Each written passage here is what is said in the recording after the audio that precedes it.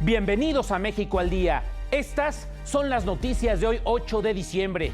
La Secretaría de la Defensa Nacional, a través del general Cienfuegos, insistió en la necesidad de un marco jurídico adecuado para el Ejército. Que las Fuerzas Armadas tengan un marco que los respalde cuando tengan que actuar. El Congreso está en deuda con las Fuerzas Armadas del país, así lo reconoció el presidente de la Cámara Baja. La Confederación Patronal de la República Mexicana se unió al llamado de Cienfuegos Cepeda. Que el Congreso de la Unión pueda ya en un corto plazo aprobar la Ley de Seguridad Interior. El titular de la PGR, Raúl Cervantes, dijo que es necesario que las procuradurías unifiquen criterios para fortalecer el nuevo sistema de justicia penal acusatorio. El presidente Peña Nieto destacó que el sector agroalimentario será el mayor captador de divisas este año. Estimamos este año del orden de 30,000 millones de dólares. El Banco Santander anunció una inversión en nuestro país por 15,000 millones de pesos.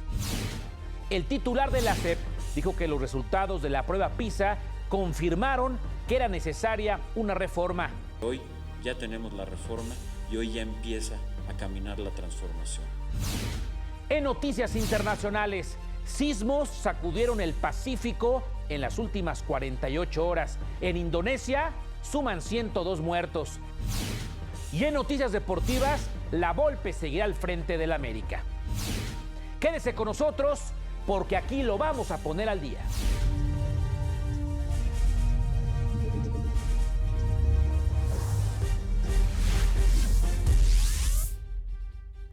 ¿Qué tal? Muy buenas tardes, noches. Mi nombre es Gustavo Rentería y les saludo con el gusto de siempre. Bienvenidas, bienvenidos al Telediario México al Día. Esta es la información sin adjetivos de este jueves 8 de diciembre ya de 2016. Atención, la Secretaría de Cultura emitió un comunicado hace apenas unos minutos donde se informa que el titular de la dependencia, Rafael Tovar y de Teresa, se encuentra en el Hospital Central Militar aquí en la Ciudad de México, en el cual se evalúa su estado de salud. La Secretaría de Cultura se va a mantener atenta a la evolución de su condición médica y en su momento va a proporcionar la información correspondiente. Así concluye este comunicado oficial.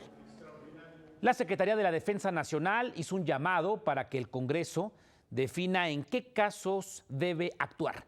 Busca certidumbre para los elementos castrenses. El secretario de la Defensa Nacional, general Salvador Cienfuegos Cepeda, insistió en la urgencia de que se reforme el marco jurídico de las Fuerzas Armadas.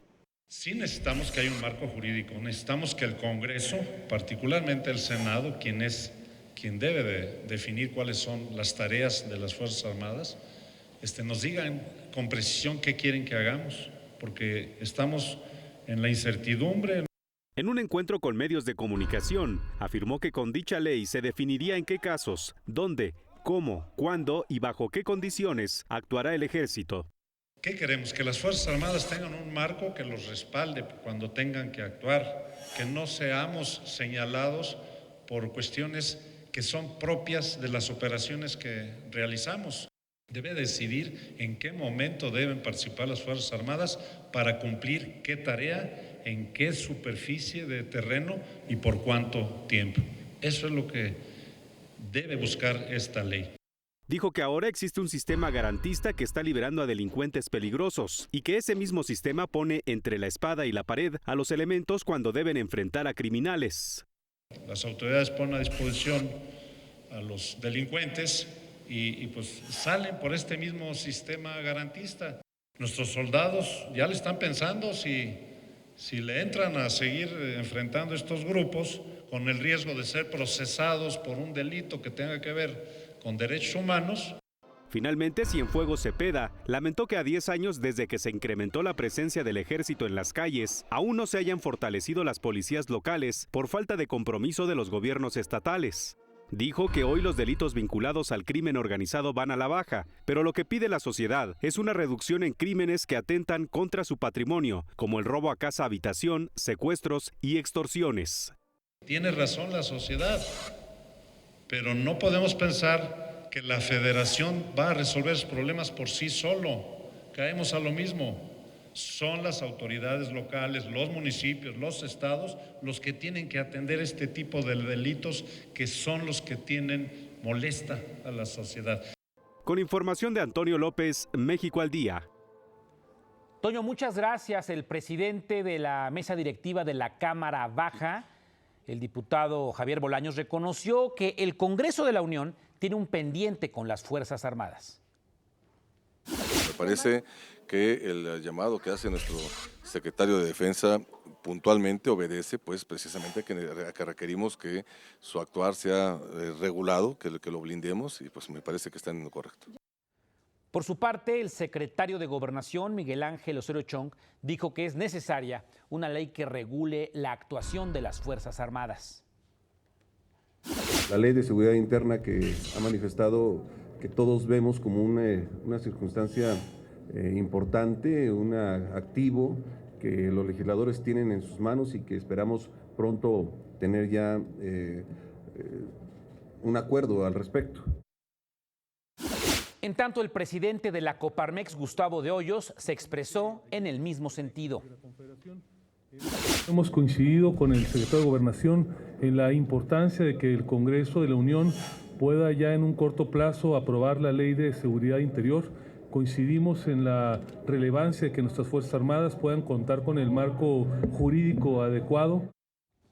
El Procurador General de la República, Raúl Cervantes, inauguró la edición número 36 de la Asamblea Plenaria de la Conferencia Nacional de Procuración de Justicia. Ahí dijo que el nuevo sistema de justicia penal pasó de ser inquisitivo a acusatorio, derivado de la unidad entre las 33 procuradurías del país. Sin embargo, dijo, es necesario unificar criterios para seguir fortaleciéndolo. Si construimos la misma visión, con los mismos procesos, en la misma forma de política pública que se traduce en principios y en valores, con parámetros parecidos, exactos, entendiendo las diferencias en la región, podremos hacer más accesible el sistema de procuración de justicia al pueblo mexicano. El presidente Enrique Peña Nieto inauguró la Expo México Alimentaria 2016 Food Show. Ahí destacó que el sector agroalimentario en nuestro país será el mayor captador de divisas este año. Siempre digo que a veces estimamos este año del orden de 30,000 millones de dólares. Significa que habrán de ingresar a nuestro país divisas por la venta de productos agroalimentarios mayores a la venta que hacemos de petróleo, mayores a los que recibimos por el turismo, mayores a los ingresos que tenemos por remesas de aquellas que envían a sus familiares de otras partes del mundo. El presidente resaltó que productos mexicanos como el aguacate, el tequila o el huevo son líderes en el mundo. Somos el quinto lugar mundial en la producción de huevo, 120 millones de huevos al día. Podría ser o podría corresponderle un huevo a cada mexicano. Y sí, bueno, ya iba la metáfora. Que eso nos debe dar mayor valor al saber que somos productores amplios de huevo, para que le echemos muchas ganas a lo que hacemos.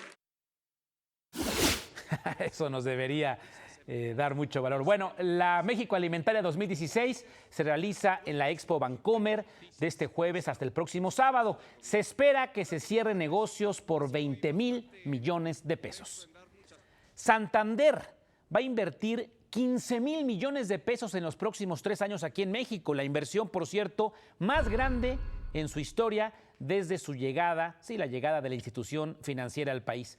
El presidente ejecutivo de Santander México, Héctor Grisi, explicó que la inversión se destinará para la renovación de sucursales, mejorar su infraestructura y en su plataforma digital. Sobre la volatilidad financiera provocada por la victoria de Trump en los Estados Unidos, el ejecutivo afirmó que el banco tiene un compromiso de largo plazo con nuestro país.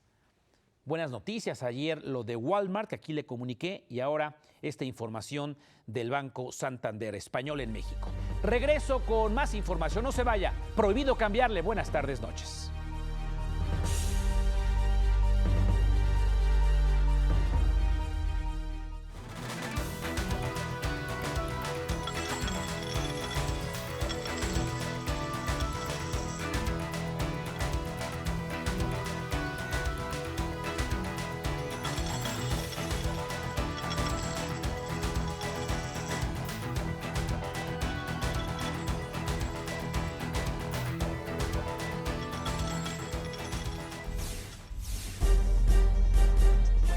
Ahí están los números fundamentales de la economía que usted debe de conocer noche a noche aquí en México al Día.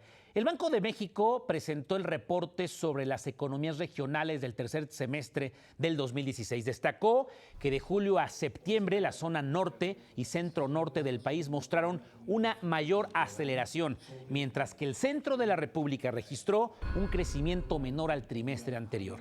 La región sur, que había presentado un desempeño desfavorable, no tuvo caídas adicionales gracias a la minería y a la industria petrolera. En Oaxaca, el gobernador Alejandro Murat se reunió con la dirigencia de la sección 22 de la Coordinadora Nacional de Trabajadores de la Educación, la CENTE, pues. Esto dijo al salir del encuentro. Se emitirá un comunicado, ese es el acuerdo que se tiene con la Comisión Política de la sección 22. Hago un reconocimiento a la sección 22, su Comisión Política, que hoy han antepuesto el interés de los niños, como siempre lo han hecho, de la educación de Oaxaca, y estoy claro de que este comunicado es un comunicado y un primer paso positivo para el estado de Oaxaca. En el comunicado del que habló el gobernador, se comprometió a regularizar la situación laboral de cerca de 3,700 trabajadores de la educación, siempre y cuando comprueben estar en servicio. Para ello, se va a realizar una supervisión escuela por escuela. Una vez realizada, las autoridades educativas federal y estatal los contratarán con una plaza temporal, en tanto se valida su antigüedad y son convocados a los procesos de evaluación que impone la ley, la nueva ley. A cambio, la coordinadora se comprometió a no afectar el calendario escolar y no dejar a los niños sin clases. Es una negociación política. Aquí lo importante es que los chavos van a estar en las aulas y, bueno, que políticamente se lleguen a los acuerdos, porque es un crimen que los niños, repito, no vayan a la escuela. El titular de la SEP, Aurelio Nuño, habló de este acuerdo. Dijo que él lo revisó y que en el caso de estos maestros, analizar su situación laboral es justo y también correcto. Esto que señaló ayer Alejandro era un conjunto de plazas irregulares en donde los maestros están frente a grupo trabajando sin cobrar. Eso era una injusticia y era parte además de lo que generaba mucha tensión y que se podía aprovechar para echarle fuego en contra de la reforma educativa. No es que sean nuevas contrataciones, eran plazas irregulares de gente que sí estaba trabajando y que es justo que se regularice. Ahí sí me parece que es un tema que es correcto. Por otra parte, Aurelio Nuño Mayer aseguró que los resultados de México en la prueba PISA confirmaron que el anterior sistema educativo no daba resultados y que era necesaria la reforma. La gran diferencia de estos resultados es que hoy ya tenemos la reforma y hoy ya empieza a caminar la transformación. La recuperación de la Rectoría del Estado, el apoyo a la profesionalización de los maestros a través de evaluaciones y capacitación. Esto lo dijo durante la entrega de 659 estímulos estatales a nuevos becarios de la Fundación Bancomer en Ixtlahuaca, esto en el Estado de México. A un año del inicio del programa denominado Escuelas al 100 de la Secretaría de Educación Pública, se cumplió con la meta del 2016 en 99% de eficacia. Así lo dio a conocer el director general del Instituto Nacional de Infraestructura Educativa, Héctor Gutiérrez. Escuelas al 100 en un solo año, hemos podido alcanzar casi los 11,000 planteles educativos en este primer año, que es la meta inicial. Vamos sobre 33,000. El primer año como mínimo necesitamos atender 11,000 planteles educativos. La meta llegó al 99% en el primer año. Ese es un dato muy importante. El programa Escuelas al 100 benefició en su primer año a más de 2,270,000 alumnos de escuelas de educación básica y media superior de zonas urbanas, rurales e indígenas. Se intervino en planteles educativos de 1,388 municipios del país con una inversión de 15,941 millones de pesos. En ellos se mejoraron servicios sanitarios, sistema de bebederos, mobiliario y equipo, así como condiciones generales de funcionamiento. uno de los compromisos que un servidor hace para el 2017 es agilizar la ejecución y la derrama económica siempre en el marco de la ley. En el caso de Oaxaca, por ejemplo, tendremos que entrar a casos de excepción para no salir a licitar la obra, sino realizar adjudicaciones, porque si empezamos a licitar vamos a iniciar obra en marzo y de ninguna manera es lo que se merece ni lo que necesita en este momento la economía de Oaxaca.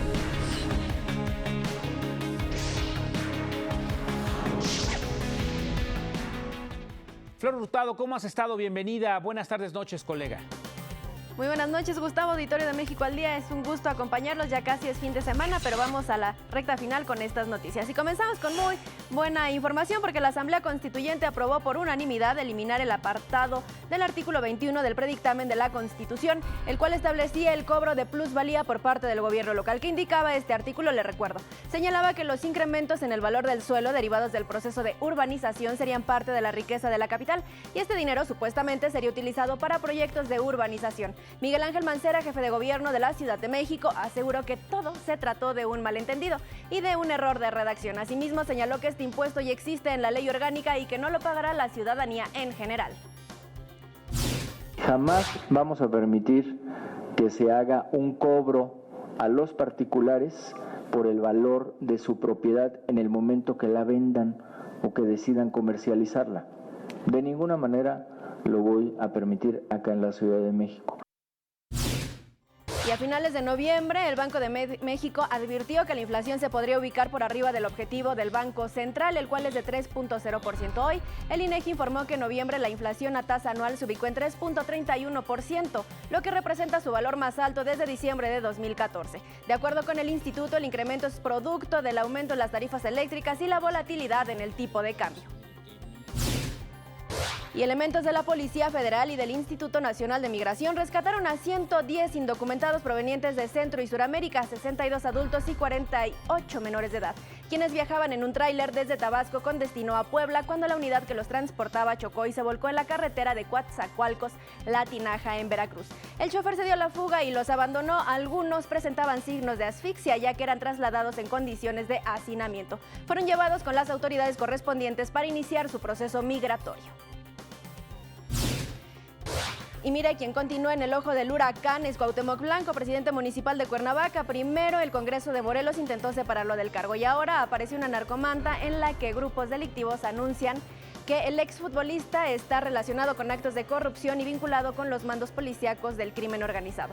Ante esto señaló que su conciencia está tranquila, que no le debe nada a nadie y que seguirá trabajando a favor de los habitantes de la eterna primavera. Por cierto, respecto al conflicto con el Congreso morelense, aseguró que en la política como en el fútbol, él seguirá aguantando.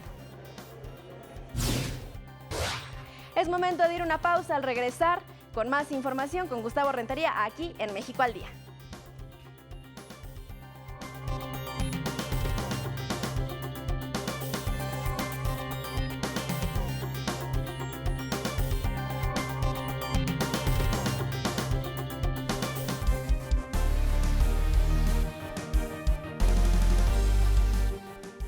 Bueno, hay que recordar que los sismos no se pueden predecir.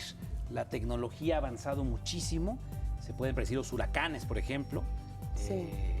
Todo este asunto meteorológico, pero los sismos no se pueden predecir. Y un fenómeno interesante en las últimas horas, toda la zona de la costa Pacífico de Asia y de América se ha visto envuelta en sismos y en terremotos y ha cobrado muchas vidas. ¿Cómo estás, Jimena? Buenas tardes. ¿Qué tal, Gustavo? Buenas noches. Pues así es, California amaneció sacudida con un temblor de 6.5 grados. Horas después, en las Islas Salomón, al sur de Asia, hubo un temblor de 7.7 que obligó a activar la alerta de tsunami en Hawái. Y también hubo movimiento telúrico al oeste de China y aquí mismo en México, en Guerrero, inferior a los 6 grados. Pero definitivamente, pues el terremoto más mortífero fue el de Indonesia el miércoles, que ha cobrado pues al momento la vida de 102 personas. Hay que decir que estos lugares se encuentran, Gustavo, en la llamada o en una zona llamada Anillo de Fuego, que bordea las costas de Asia y de América, y que se llama así porque es una importante salida de presión terrestre al tener el 75% de los volcanes en el mundo. Y por ello se calcula que 9 de cada 10 terremotos sucede justamente en esta región.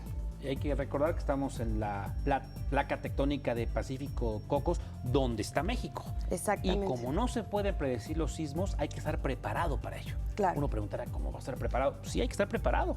Saber qué hacer, los documentos en una bolsa de plástico, en un lugar que toda la familia lo sepan, el radio de transistores, claro, la lámpara de pilas, hay que estar preparados. Los teléfonos de urgencia. Efectivamente, todo. Hay que estar preparados porque vivimos en una zona sísmica y hay que hablarlo abiertamente con los chavos, con los adultos mayores, y esto hay que decirlo abiertamente. Exacto, y estar alerta a ver si en las próximas horas o próximos días pues no hay de nuevo réplicas y a lo mejor alguna pues se podría llegar a sentir aquí en México. Adelante, Jimena. Gracias, Gustavo. ¿Qué tal? Muy buenas noches. Siguiendo con la información, el presidente electo de Estados Unidos, Donald Trump, nominó a un director de restaurantes de comida rápida para ocupar la Secretaría del Trabajo. Se trata de Adam Puzder, el CEO de la compañía CKE Restaurant Holdings, que es matriz de la hamburguesería Carl's Jr. Puzder es opositor a una subida al salario mínimo que actualmente ronda los $9. En un evento en Capitol Hill, la ex candidata presidencial demócrata Hillary Clinton condenó las noticias falsas luego de que un hombre abriera fuego en una pizzería de Washington el pasado domingo, pensando que dentro había una red de tráfico sexual de menores.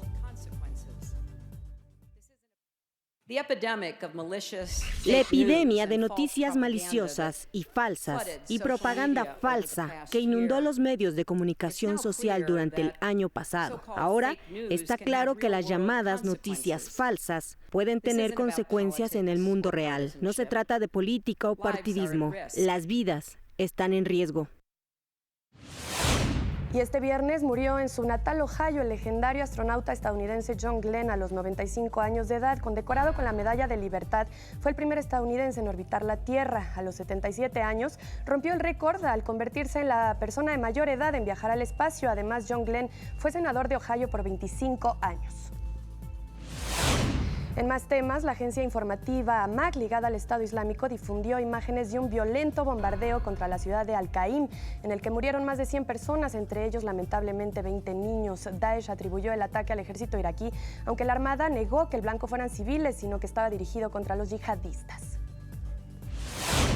En Siria, las fuerzas de Bashar al-Assad avanzan con apoyo de Rusia e Irán en la reconquista de Alepo. Este jueves el ejército tomó el control del casco histórico de esta ciudad, que es bastión de los rebeldes al régimen. En las últimas horas, la Cruz Roja rescató a 150 civiles, la mayoría en discapacidad, y las potencias occidentales urgieron un alto al fuego para desalojar a miles de heridos. Hasta aquí los titulares internacionales. Es momento ya de pasar al deporte con Jorge Rubio. Jorge, muy buenas noches.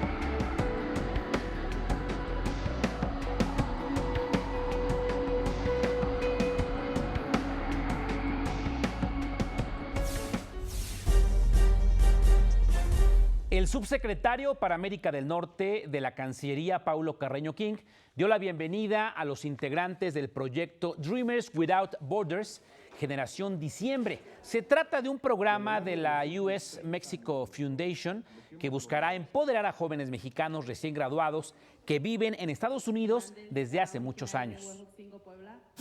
Ustedes se han ganado a pulso, con su trabajo, con su esfuerzo, con un esfuerzo descomunal en muchos casos, estar aquí representando a los que también hicieron un esfuerzo importante y no pudieron estar acá. Carreño King destacó que la fortaleza de la relación bilateral radica en los mexicanos que contribuyen a la grandeza de la Unión Americana. Tenemos sobre todo una fortaleza que no teníamos hace 200 años, y esa fortaleza se expresa en la gente. En los 35 millones de mexicanos o mexicoamericanos, es decir, estadounidenses de origen mexicano, que están allá y estudian y trabajan y contribuyen y desde luego pagan impuestos y cumplen, déjenme a lo mejor sonar un poco cursi, cumplen sus sueños. Esa fortaleza, ese músculo que hemos logrado construir es algo que no existía antes y que hoy, desde mi punto de vista, es la verdadera fortaleza de la relación bilateral. El secretario de Turismo, Enrique de la Madrid, aseguró que durante este año el sector se ha consolidado como uno de los principales motores de la economía mexicana. Dijo que ya representa 8.7% del Producto Interno Bruto del país. El monto que estimamos de ingresos para el país en su conjunto, estimamos que alcanzará los 19,000 millones de dólares. Son muy buenos con respecto a los 17,500 el año pasado. Eso es dinero para el país. Son divisas que además ahora son muy importantes, más importantes, ante los todavía bajos precios del petróleo a nivel del país. Reiteró que la llegada de Trump a la Casa Blanca no afectará al turismo. Sin embargo, ya se trabaja en medidas para atraer turistas de regiones como Asia y Europa. Nadie debe ser tan dependiente de ningún país, aunque sea el país más rico del mundo, aunque sea el mercado más atractivo. A los mexicanos no nos conviene ser tan dependientes de ningún país, de nadie ni de nada.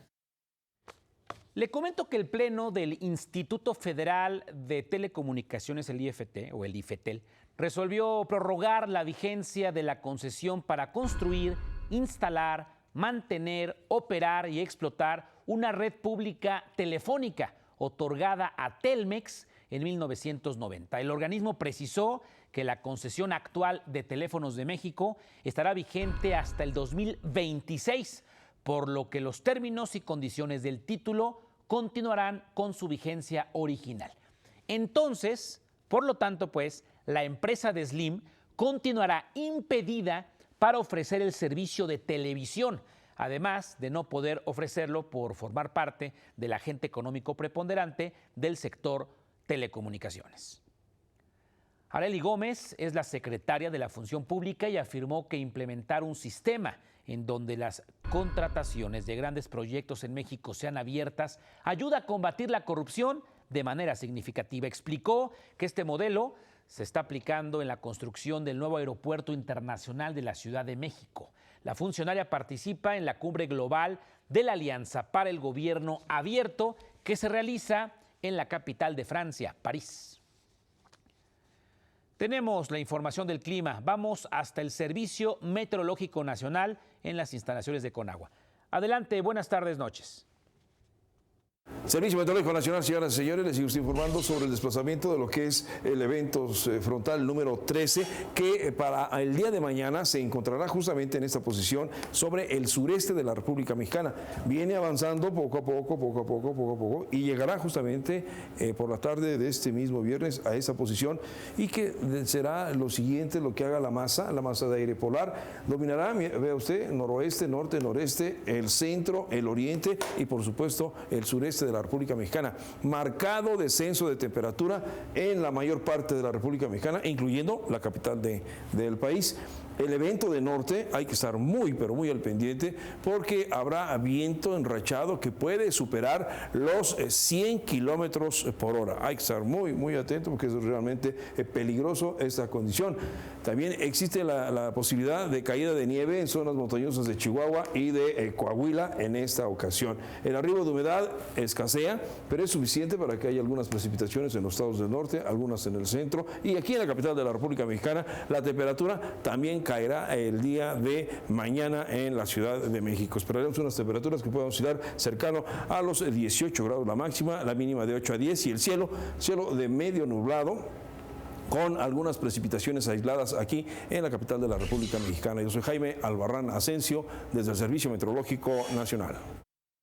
Jaime, muchas gracias. Fíjese que este año se estima que 7 millones de seres humanos, 7 millones de personas, van a llegar a la Basílica de Guadalupe para celebrar el aniversario 485 de las apariciones de la Virgen del Tepeyac, la Virgen Morena, pues, y las autoridades pues dicen que ya están listas para resguardar su seguridad.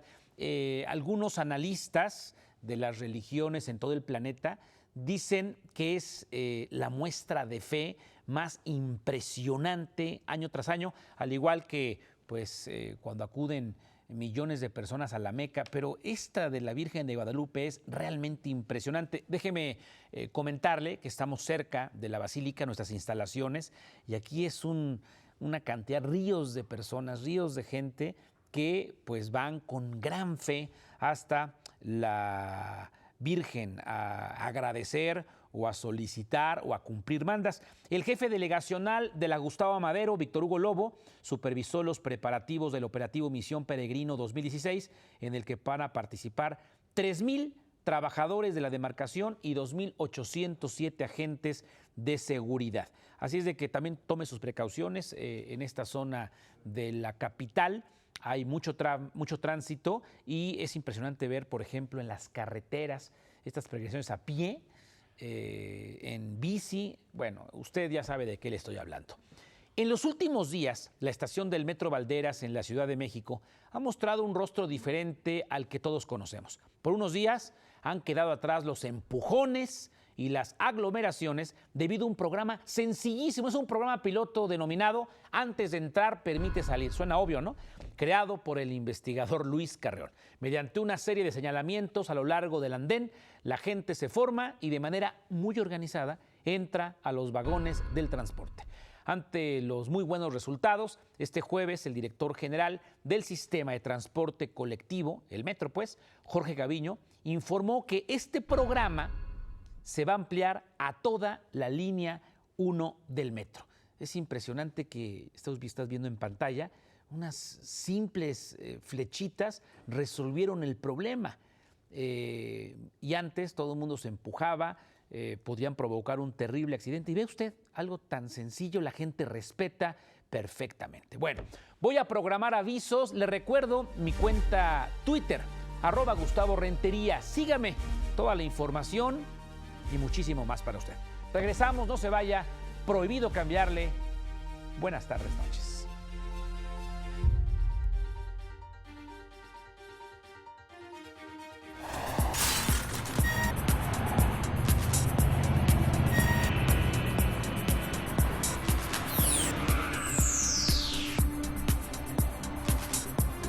Un día como hoy, pero de 1882, nació en Zacatecas Manuel M. Ponce. Fue un músico y compositor controvertido. Su obra musical la basó en temas del folclore mexicano combinados con el estilo romántico europeo de su época. Entre su repertorio resalta Estrellita, por la cual no recibió ningún centavo ya que no fue registrada su nombre. También destacan sus creaciones en guitarra, piano y música de cámara. Gracias a Gabriela Díaz Mercado. Gracias al programa Conduce Sin Alcohol, en 13 años se han reducido 30% las muertes por accidentes viales. Esto lo informó el Comisionado Nacional contra las Adicciones, Manuel Mondragón y Calf. Ha batido la mortalidad 30% y la morbilidad otro tanto. 13 años y continúa el programa. Tenemos más de 100 ciudades en la República en el programa Conduce Sin Alcohol y más de 25 estados con el programa, homologando prácticamente todos los principios de la Ciudad de México. El secretario de Seguridad Pública del DF, Irán Almeida, o Ciudad de México, afirmó que las metas son claras: reproducir este programa preventivo en toda la República y reducir a cero las muertes causadas por el abuso del alcohol a la hora del conducir. Hoy, por ejemplo, en la ciudad, en estas épocas decembrinas, hemos decidido colocar más de 50 puntos específicos en donde se hacen las revisiones precisamente para que la gente presente los niveles de alcoholimetría adecuados. Este dato es fundamental. Antes de que se implementara el alcoholímetro, aquí en la Ciudad de México, esto en 2013, cada año se producían en promedio 583 accidentes fatales por culpa del alcohol. Hoy ya se logró reducir a 129 fallecimientos, de acuerdo con cifras del INEGI, el Instituto Nacional de Geografía y Estadística. Vale la pena decir que el Instituto de Naciones Unidas para la Formación e Investigación, la UNITAR, hoy reconoció el trabajo de Mondragón y Calf por ser pionero en la implementación exitosa e incorruptible del programa, porque no sé si usted sepa, pero si uno quiere dar una lana o uno quiere tener algún arreglo con los del alcoholímetro, es casi imposible, es incorruptible, y esto es un dato muy importante. Y otro asunto, el alcohol conduce sin alcohol, corrijo, en la Ciudad de México, ahora decía el secretario de Seguridad Pública y el propio Mondragón y Calv, se ha replicado en 25 estados. La meta es en todos los estados de la República y que no haya una muerte más por conducir con tragos. Huemansin Rodríguez Villegas y la información cultural. Es una producción de nuestro canal hermano, el Canal 22. ¿Qué tal, amigos de México al Día? Los saludamos con la información cultural. En esta ocasión estamos saludándoles, transmitiendo desde La Esmeralda, la Escuela de Grabado, Pintura y Escultura La Esmeralda en el Centro Nacional de las Artes. Y tenemos acá parte del trabajo del taller que tiene la profesora Patricia Soriano. Vamos a ver algunos de los cuadros como este durante esta transmisión. ¿Qué les parece si vamos de inmediato con la información cultural? Eduardo del Río, mejor conocido como Rius, ha recibido el primer premio de caricatura Gabriel Vargas por esa labor que ha hecho sin proponérselo de un gran divulgador, además de ser un gran caricaturista. El caricaturista y escritor Eduardo del Río, mejor conocido como Rius, se convirtió en el primer galardonado con el reconocimiento de caricatura Gabriel Vargas, instituido por la Secretaría de Cultura Capitalina y el Museo del Estanquillo. Rius reconoce el aprendizaje que obtuvo del autor de La familia Burrón. Lo que más le aprendí fue el tratamiento de los diálogos. Había algo en lo que yo no podía competir con él, que era el dibujo, el planteamiento de las tomas, como si fuera una película, de los cuartos de la vecindad, todo eso. Pero los diálogos, pues sí, están al alcance de uno, un profano, en la historieta, y me sirvieron mucho. El jurado estuvo compuesto por los moneros El Fisgón, Hernández, Beff, además de Juan Villoro y Francisco Hagenbeck. Rius recibió el reconocimiento de manos de Guadalupe Appendini, viuda de Gabriel Vargas. Rius es creador de un lugar imaginario llamado San Garabato, de una obra en la que critica el sistema político. Con orgullo, él habla de su preparación en la Universidad Galloso, haciendo referencia a los libros que leyó mientras trabajaba en la agencia funeraria del mismo nombre. Y ahora vamos con una propuesta escénica. Esto es de la dramaturga y directora Gabriela Román, titulado Cartografía para la ausencia. ¿Qué hay en la caja? Una posibilidad. ¿De qué? Una posibilidad. Umbra decimos una obra de teatro, aunque en realidad es una mezcla entre teatro documental, un poco contado desde primera persona, sobre la desaparición y las ausencias que hay en el país. Una superposición de estados. Vivos, muertos.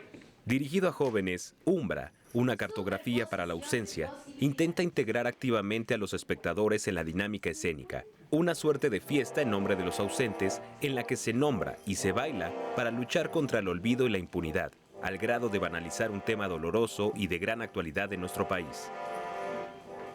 Hasta aquí nuestro segmento cultural. Nos vemos la próxima ocasión. Huemansin, muchas gracias. Buenas tardes, noches. El reto guacamole lo gané, como lo pronosticamos, la canciller Ruiz Massieu. Judith Gradilla, tu turno. Buenas tardes, noches. Gustavo, ¿cómo estás? Me da mucho gusto saludarte. Ya es jueves y yo les traigo algunas recomendaciones para este fin de semana. En el marco de los 30 años del Museo Casa Estudio, Diego Rivera y Frida Kahlo, este jueves 8 de diciembre fue inaugurada una exposición formada por 189 piezas, entre óleos, acuarelas, bocetos, fotografías, cartas originales, mobiliario, planos arquitectónicos y vestimentas de ambos reconocidos artistas plásticos mexicanos. Y si usted quiere continuar con los festejos de esta temporada decembrina, en el Centro Nacional de las Artes se estará presentando el espectáculo Luces de Invierno, el cual consta de un gran coro de 121 voces, el cual estará acompañado por la Orquesta Sinfónica de Minería, quienes interpretarán obras imprescindibles en la época navideña, como los villancicos de la película Mi Pobre Angelito, las coberturas del Cascanueces, música iberoamericana y arreglos de melodías mexicanas, entre otras sorpresas. La entrada es gratuita. Y para los amantes del séptimo arte, la recomendación de esta semana es que acudan a la Cineteca Nacional, donde se estará proyectando Paraíso en Auschwitz. El documental narra la historia de 13 checoslovacos sobrevivientes al Holocausto. Estos quienes, a pesar de la brutalidad que los rodeaba, lograron encontrar un paraíso donde el arte vio una luz, gracias a un personaje poco conocido, pero de suma importancia, llamado Freddie Hirsch, quien trató de mantener una calidad de vida entre los infantes condenados por la Alemania nazi. Y en algo más. Este 9 de diciembre es el Día Internacional contra la Corrupción. Es por esta razón que quiero recomendarles el libro El Corrupcionario Mexicano. La obra es un compendio de solo algunos términos o frases que, aunado a ilustraciones de moneros que se han sumado al proyecto, escuchamos en nuestro microuniverso habitual y transforman la obra en una invitación a que seamos el cambio que este país necesita. Esto es todo por hoy, Gustavo, pero nos vemos el próximo jueves aquí en Cultura, Entretenimiento y algo más. Judith, hasta la próxima semana. Le quiero comentar que el secretario general de Gobierno en Veracruz anunció la investigación a 13 notarios que habrían participado en la constitución de empresas fantasmas que apoyaron a Javier Duarte a desviar sumas multimillonarias. Van tras 13 notarios en Veracruz. Regreso con más información. Prohibido cambiarle. Buenas tardes, noches. Afortunadamente viernes. Gracias, cronista. Hoy Ramiro Pineda nos hace un análisis sobre los regímenes populistas.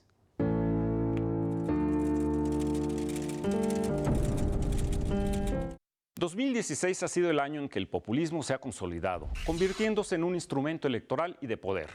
El caso más reciente lo acabamos de ver en Estados Unidos con el triunfo de Donald Trump, pero no ha sido el único en el mundo occidental. Un caso previo fue el del Partido de la Independencia del Reino Unido, el UKIP, de Nigel Farage, al que hay que sumar el famoso caso del referéndum del Brexit. Por otro lado, en Francia crece como la espuma el Frente Nacional de Marine Le Pen. Además, en Grecia, el partido Syriza, que ya es gobierno, y el partido Podemos en España. La reivindicación de los populistas es el argumento de que las clases políticas y los partidos tradicionales le han fallado a la gente, por lo que argumentan que el pueblo tiene que recuperar el poder. Existe el populismo de derecha como el de Trump o Marine Le Pen y el de izquierda como Syriza de Grecia y Podemos de Pablo Iglesias en España.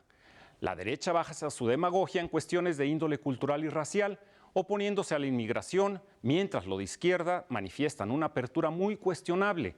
Ambos populismos son un movimiento antiglobalización.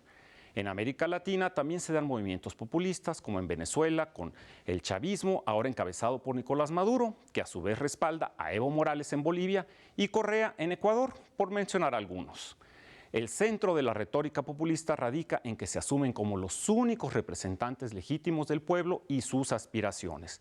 Están en contra de las instituciones democráticas, nacionales e internacionales y combaten a la prensa libre. El populismo es un espejismo y todo indica que lamentablemente no dejará de crecer. Ramiro, gracias. En México al Día es momento de hacer un repaso de los hechos más importantes ocurridos aquí y en todo el planeta. Informa Rodrigo Muñoz. El presidente Enrique Peña Nieto inauguró la primera Expo México Alimentaria 2016, en donde destacó que el sector agroalimentario captará divisas del orden de $30,000 millones en el año. El secretario de Gobernación Miguel Ángel Osorio Chong y el titular de la Coparmex, Gustavo Adolfo de Hoyos, coincidieron en impulsar con urgencia la aprobación de la Ley de Seguridad Interna. El titular de la SEP, Aurelio Nuño, afirmó que la prueba PISA corroboró la caducidad del viejo sistema educativo y la necesidad de la reforma. Grupo Financiero Santander invertirá 15,000 millones de pesos en México en los próximos 3 años, la más grande inversión en la historia del banco desde su llegada a nuestro país. El Procurador General de la República, Raúl Cervantes, llamó a unificar criterios en el país para fortalecer el nuevo sistema penal acusatorio. La Secretaría de Turismo prevé terminar el año 2016 atrayendo divisas al país por $19,000 millones. En el mundo, murió John Glenn a los 95 años de edad. Se trata del primer astronauta estadounidense en orbitar la Tierra. Y en los deportes, Cristiano Ronaldo dio a conocer su declaración de bienes del 2015 por 203 millones de euros. Usted ya está enterado y sin adjetivos. A nombre de este ejército informativo y técnico que no se ve en la tele, pero bien que chambea, gracias por su sintonía. Mañana tempranito, Ana Cristina y Omar y en punto de las 2:30 de la tarde lo espera mi compañero y amigo Enrique Lázcano. Nosotros tenemos una cita mañana, afortunadamente viernes, a las 9:21 horas, tiempo del centro de la República Mexicana. Yo le quiero recordar que mi nombre es Gustavo Rentería y lo invito como siempre a que juntos hagamos mejores noticias para un mejor México. Pásenla bien, adiós.